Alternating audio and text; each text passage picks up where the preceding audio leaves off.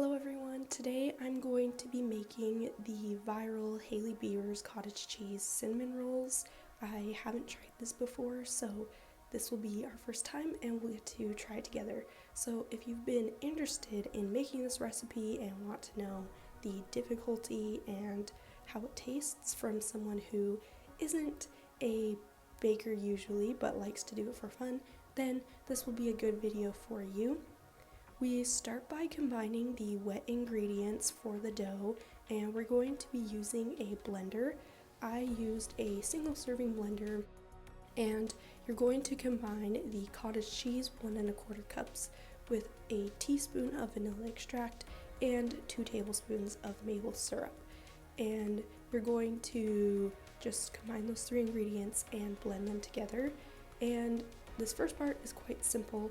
Compared to regular cinnamon rolls, it really doesn't require that many ingredients so far.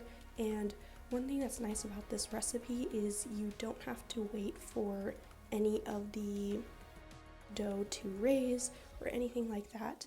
And then once it's blended, it should have this really nice smooth consistency, and it really does start to smell like cream cheese. So you're actually going to set 2 tablespoons of the wet mixture aside, and that's going to double as the base for the frosting. And so set those aside. Now we're going to start putting together the dry ingredients for the dough. You're going to add 1 3/4 cups of flour, and I used a gluten-free flour. And then you're going to add 2 1/2 teaspoons of baking powder, followed by just adding the wet ingredients. So you really only need 2 ingredients for the dry mixture. And then you're just going to start mixing that together. I started by mixing by hand first, just to start the process and get everything mixed. This will take some time, and don't be worried if it seems like it's not enough of the liquid mixture. You just need to keep mixing it together and it should eventually get to a dough-like consistency. And after I started mixing with the spatula, I switched to just kneading with my hands. This made the process a little bit faster, and honestly, if you have a stand mixer, then this probably is a good point to use that. You're then going to flour surface. Most recipes, they're not going to say this, but just from my experience working with any kind of dough, definitely flour the surface. It's going to help it not stick as much once you try to roll it. You're then going to start rolling the dough out. It needs to be about a 1/4 inch thick and a 9 by 13 inch rectangle. And if you don't have a rolling pin, that's fine. I just used a cup, and then you can just kind of like shape it out using your hands. So roll it, start to form the edges, and just try to keep the dough together.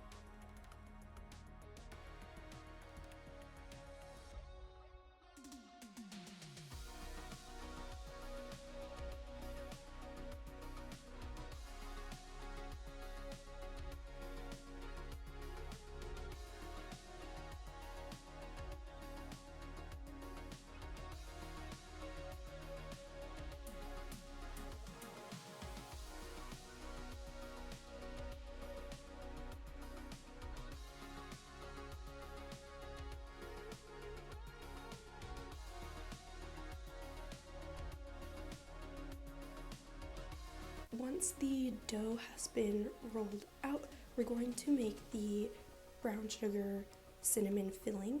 You're going to combine a 1/4 cup of brown sugar with 3 teaspoons, 2 teaspoons if you want less, of ground cinnamon, and you're just going to mix that together. You're then going to take a tablespoon of coconut oil, and if it's warm enough, you can just spread it directly on the dough, but I microwaved mine just for 10 to 20 seconds, and then spread it on an even layer over the entire surface of the dough. This is going to help the cinnamon sugar mixture to really stick.